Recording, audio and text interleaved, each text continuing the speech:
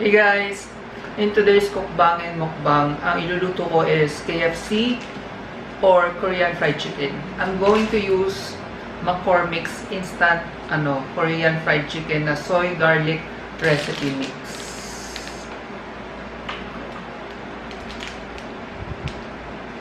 Okay guys, so yun nga. The first thing that we're going to do is we're gonna coat the chicken with the Korean fried chicken butter mix. So, kunin ko na siya. And you need 1/4 cup of water. I-dissolve natin to doon. I-dilute.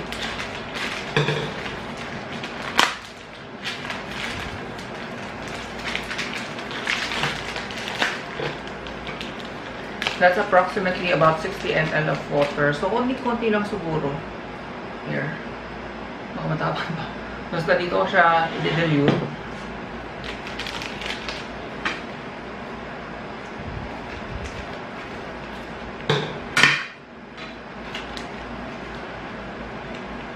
And while I'm doing this, papainit ko na rin yung ating pagpiprituhan. Painit na tayo ng mantika.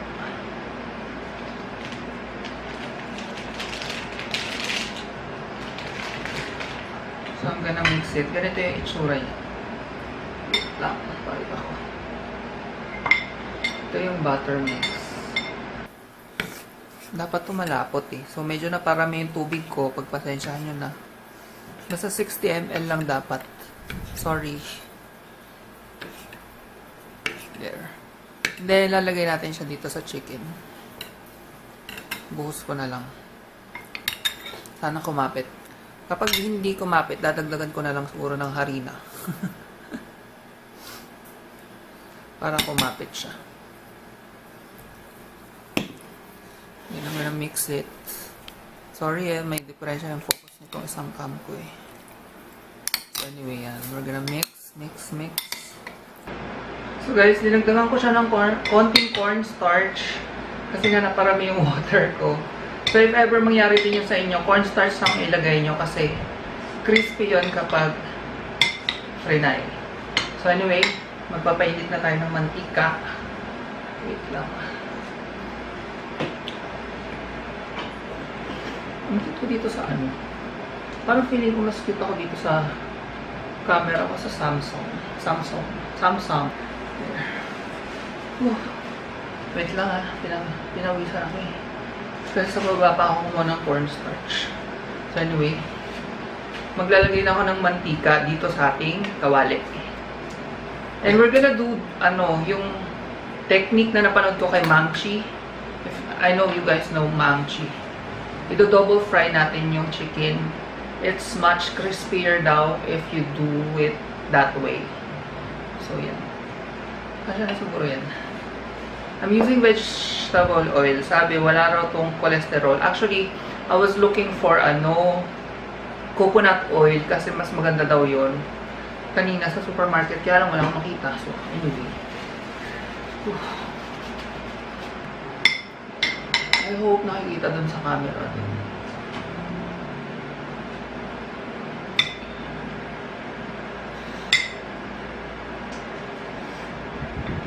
This is my first time na gagawa ng Korean fried chicken. Gusto ko nga sana yun nga from scratch, kaya lang napaka-komplikado eh. Marami pa akong gagawin. Malapit na akong mag-start mag-work ulit sa Upwork. Actually, mamaya meron akong exam para sa isa pang client. Yan. So, possible na magkaroon ako ng more than one work. Kaya, sana talaga.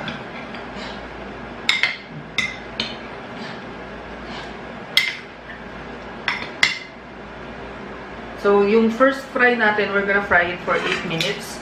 And then, we're gonna take it out.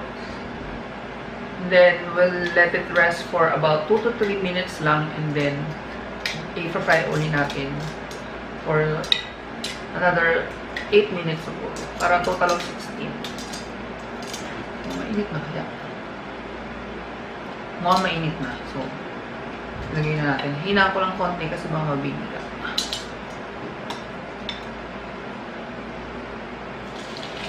Yes. Parang ang dating nito, chicken popcorn.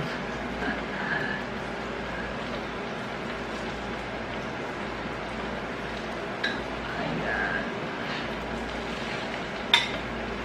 Mukhang marami, half a kilo. Hindi ko yata kaya ubusin lahat ko. Takaw eh.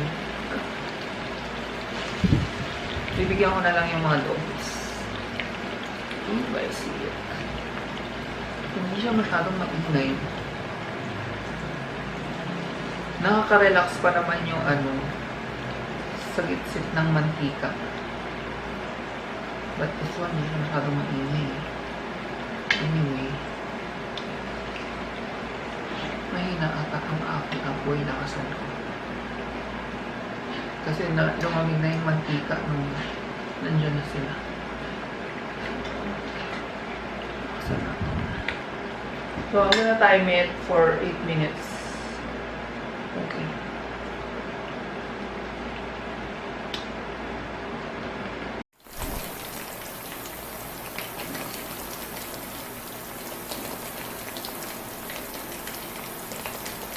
So, ayan na siya. Medyo brown na siya. And, hindi ko na siguro siya i-double fry kasi gutom na ako. Pero kayo guys, i-double fry nyo, especially kung wings yung gamit nyo, chicken wings. Kasi ako, chicken breast, so magiging sobrang dry din naman kasi if i-double fry ko pa. Yan, na siya, brown na siya. And parang crispy na yung itsura niya. Pati yung touch niya, ang crispy na. Malalaman mo yun eh. Balikan ko lang para yung kabilang side maging crispy din. Looks really nice. Yung chicken breast, di ba, wala. Meron siyang skin, pero tinanggal ko yung skin kasi bawal sa akin ng chicken skin. I don't eat chicken skin. Pero dahil dun sa butter mix, parang siyang nagkaroon ng skin. Yeah. I'm so hungry. Lagi kasi ko dapat on time kakain. Breakfast ko is around 8 a.m. And then my lunch will be at 12. And my dinner would be at 6:30. Minsan 7. Yan. Kapag lumipas na doon, nag-acidic ako. So,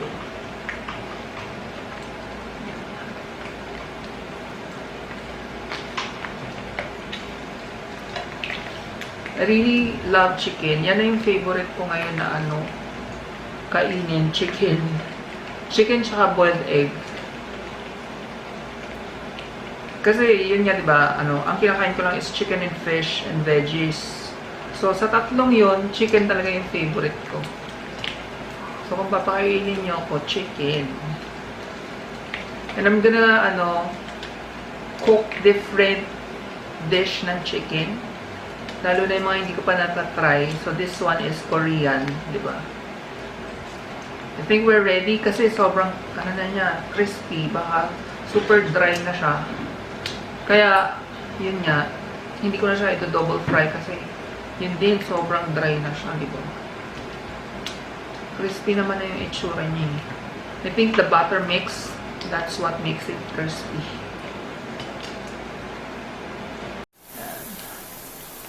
So, kukunin na natin yung especially yung mga brown na dahil pwede na siyang kainin. There.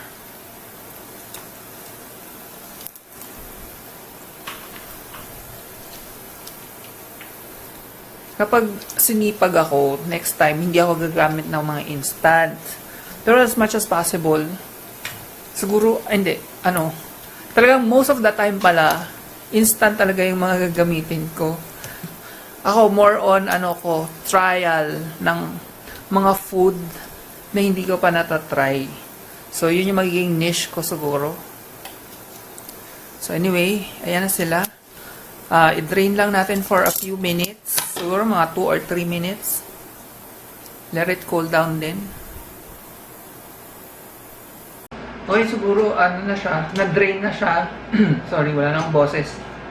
So, lalagay ko muna siya dito. And then, ibubuhos natin yung sauce. The Korean fried chicken sauce. Grabe, ang crispy niya talaga.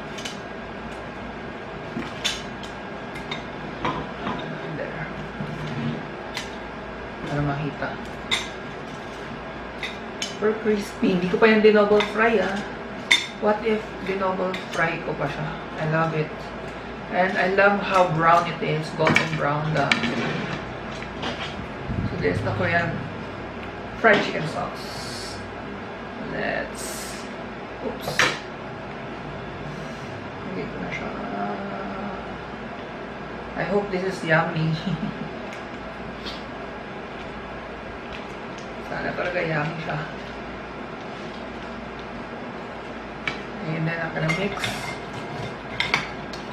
para kumalat yung lasa. So nice. Super crispy. Sa magandang lalagyan. There, can you see how yummy it is? Ganda. Golden brown talaga siya. Yeah. I'm so proud of myself. Nakagawa ako ng Korean fried chicken. This is soy chicken. Ilipat ko siya dito. Ang ganda tingnan. Then kuha na ko muna ng picture. Ay, mag-sprinkle pa pala tayo ng sesame seeds. There. And let's sprinkle it with some sesame seeds. Yeah, para it looks good sa picture. Yummy.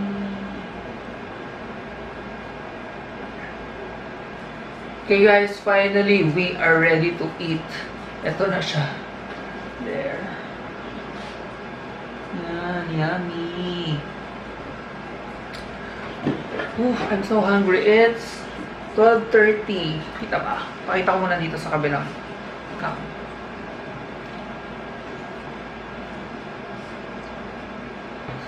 Photo here. Hindi siya na zoom. Ayan, nag-focus. And for our drink, this is yung coconut juice. Actually, ito daw, pinipair daw ang Korean fried chicken with beer. Pero, I can't drink pa eh. Kasi nga, parang nagpapalpitate ako pag nalalagyan ng alcohol, ng caffeine, anything na may ganun, nagpapalpitate ako. So, siguro pag magaling na ako, titikim ako paunti-unti. So, this is coconut juice and Thai pandan taste yung niya, flavor. First time ko nito titikman. Let me drink first kasi I'm so uhaw from all that cooking. Kapagod mag-mukbang. It's really an effort.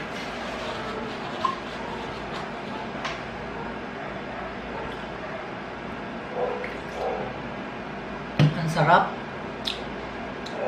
Hindi siya basta-basta coconut water. There. That's the brand. Super yummy. Sa supermarket ko siya nabili. Robinsons. And I'm gonna pair this with rice kasi it's lunchtime. Yung iba pinapapak lang to. Pero ako, I'm gonna eat rice. I'm gonna eat black rice. As usual. And cucumber. Papangusin ko na lang. Nakalimutan ko magdala ng kutsilyo. And of course, I'm gonna try with chopsticks again. Trying hard. No, I'm practicing kasi. So anyway, paano nga ba yun? Wait. So, first, bago ko siya i-pair with rice, I'm just gonna taste the chicken first. Okay? This is my first time to try this Korean fried chicken, soy chicken. So, I'm gonna choose ito. My first ever na titikman. Ang dami sinabi.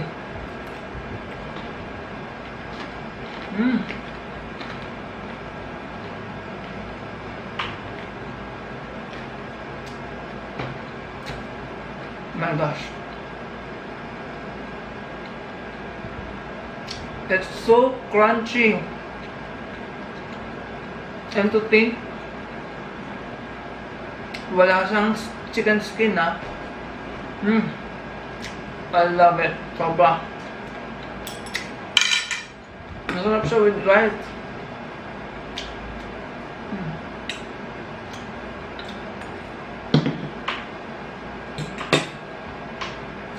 Grabe.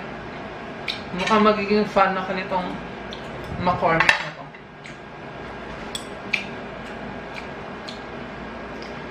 Yung taste niya is medyo sweet. Tapos may konting nalalasan ko yung soy sauce. I don't know kung sugar yung sweet na yun or honey.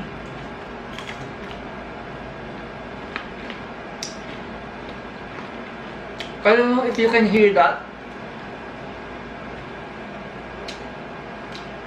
So, nanggagaling yung crunch. Wala naman siyang skin. It's from the butter mix.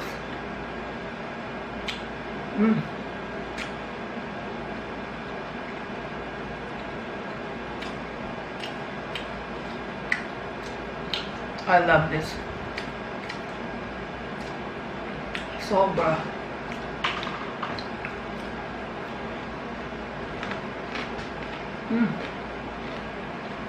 The crunch is like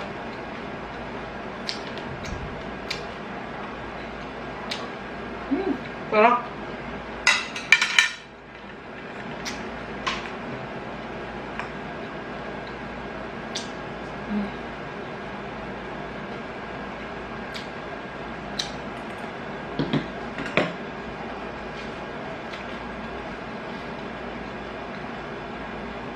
There's something satisfying dun sa crunch. Kasi nga, di ba hindi ako kumakain ng chicken skin. So, hindi na ako masyadong nakakatikim ng crunchy food. Hindi na ako nakakain ng chicharon.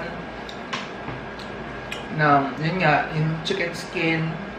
And usually, dun mo lang naman malalasa, may experience yung may ganong crunchy.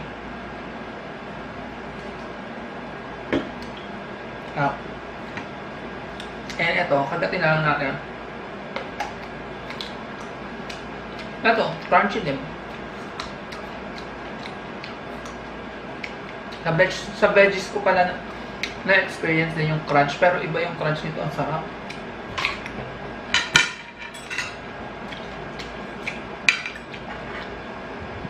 So anyway, sorry, dalawa kasi yung camera ko, I don't know kung doon ako titingin or here.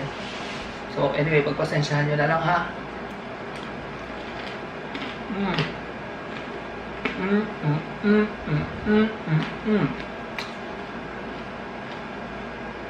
This is the best chicken breast na natikman ko. Kasi usually chicken breast walang lasa. This one sarap.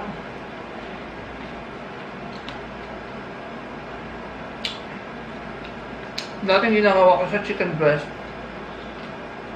ginagawa ko siya parang chicken nuggets. Masarap siya.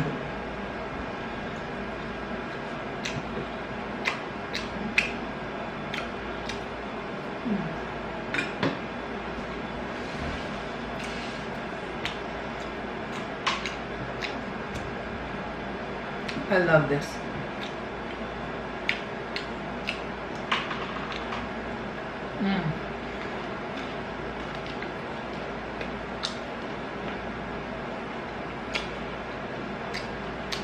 Yung sweetness niya, tamang-tama. Even yung soy sauce, just the right amount ng alat.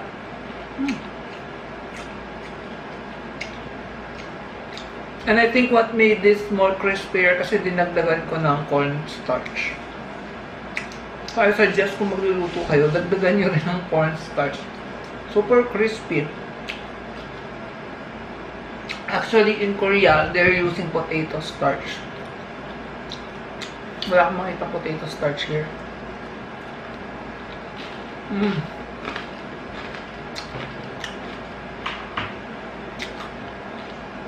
Super crunchy.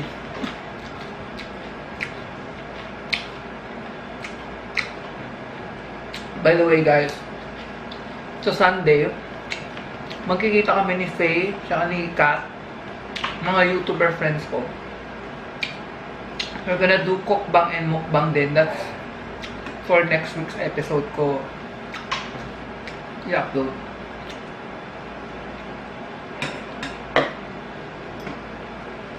I think this is my niche. Maraming salamat kay Miss Hershey for pushing me to do mukbang. Sobrang na-enjoy ko siyang gawin. Although, it takes a lot of hard work. Kasi dati, mga reviews lang naman yung ginagawa ko ng mga whitening products. All I have to do is use that for a few weeks, ganyan, and then I'm gonna do a sit-down video. That's it. This one, no, you have to. Nagpunta ako ng grocery 8 AM kanina dito sa amin. Yung Robinson Supermarket malapit sa amin, it opens at 8. And then nakauwi ata ako past 9. Hindi pa ako nag-breakfast, so kailangan ako mag-breakfast, and then I had to prepare my dog's food. Maga kasi tsaka gabi kumakain yung dogs ko. And then ayun, nag-prepare na ako to cook this. And now it's 12, almost 1. Imagine, I've been working, I consider this work for almost 5 hours. And then after this, may exam ako sa Upwork, which I have to finish today. Ayun. Ay, sorry. Ang haba ng day ko. Malinis naman yung table, so kainin ko pa rin to.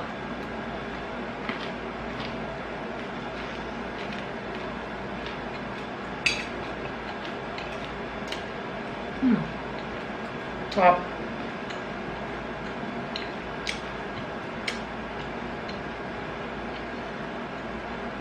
Of course, medyo dry yung chicken breast kasi ganoon naman talaga yung texture niya. Pero for me, sarap pa rin.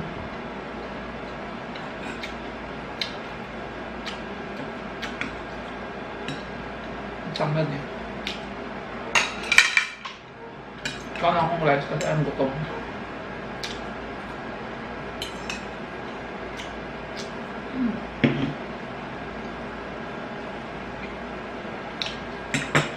So yun nga, sa Sunday mukbang kami ni Faye tsaka ni Kat. And I don't know yet kung ano yung iluluto ko. Magre-research pa ako.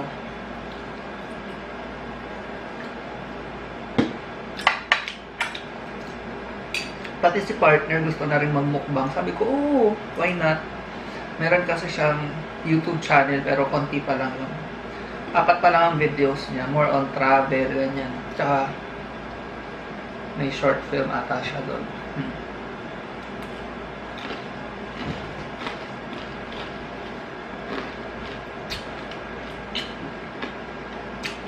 Since may hindi na kumain, ako sige.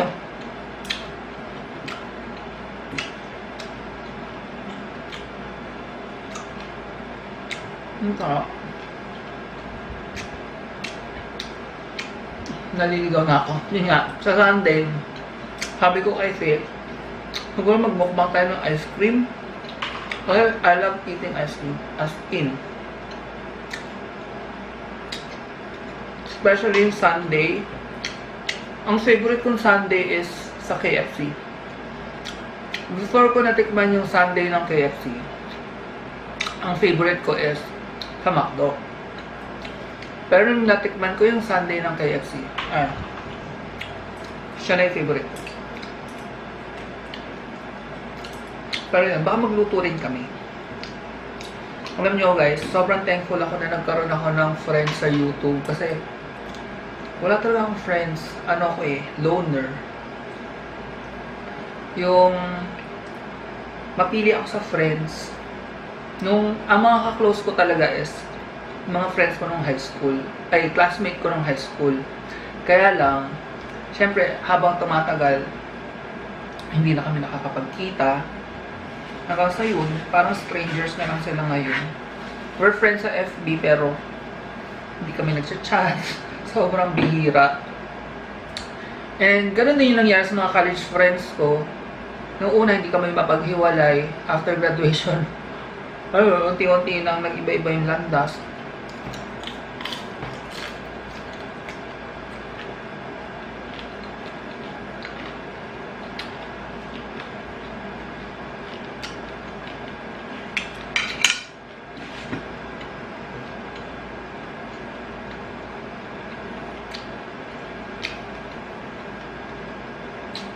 iba may asawa at anak na.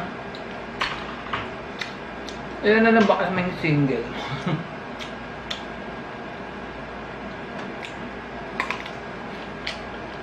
I think sa high school friends ko,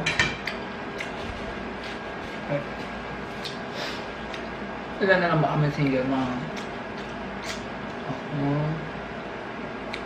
dalawa. Dalawa na nga lang ba?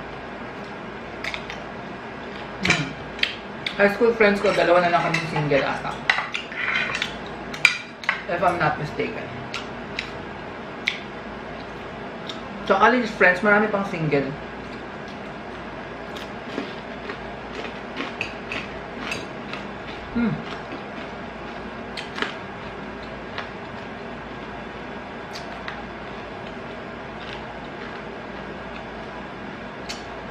You guys,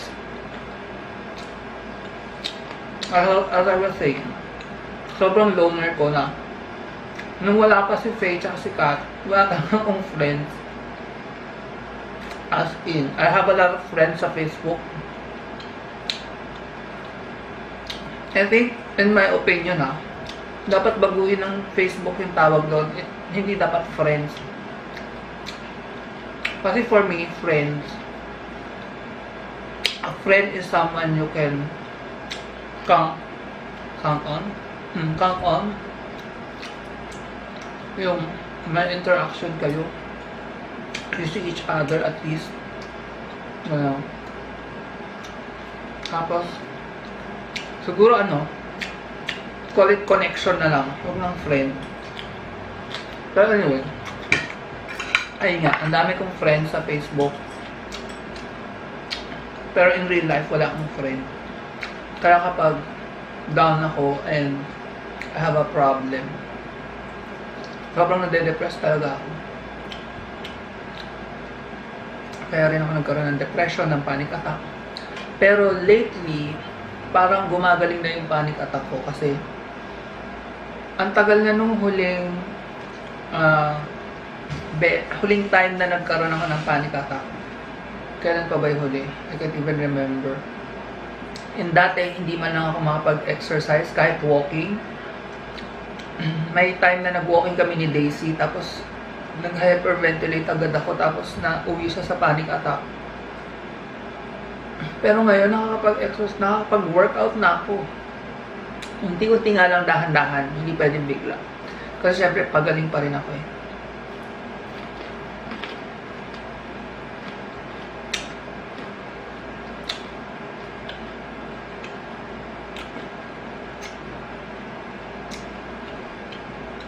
I think yung panic attack is isang cause nung sa akin is depression. Kasi nung naging masaya na uli ako due to the recent events na nangyari sa buhay ko, medyo naging positive yung outlook sa life. Hindi na ako masyadong nade-depress.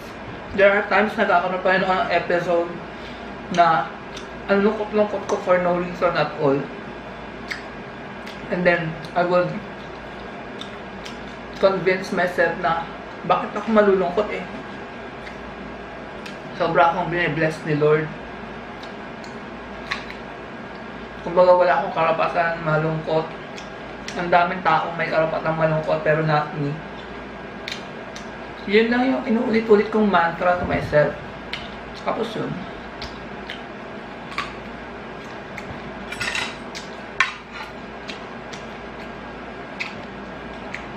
I'm trying to be more positive. So anyway, yun nga. Thankful ako kay Faye and kay Kat kasi nandyan sila for me. Kapag meron akong kailangan i-consult about sa buhay, sa love life, andyan kayo for me. Salamat guys.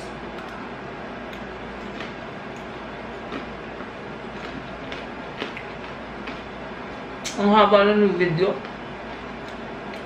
I can't finish this. So baka mabubusog. Dami-dami pa ako. Imagine this is half a kilo.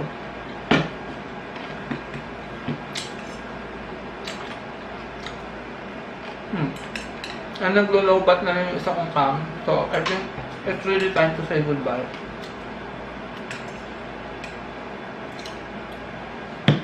Puno ko na ng pagmuya. I hope you guys enjoyed our cookbang and mukbang video for this week. For now, once a week lang ko muna itong gagawin kasi so busy talaga. Anyway, I'll see you guys next time. Thanks again for watching. Bye-bye!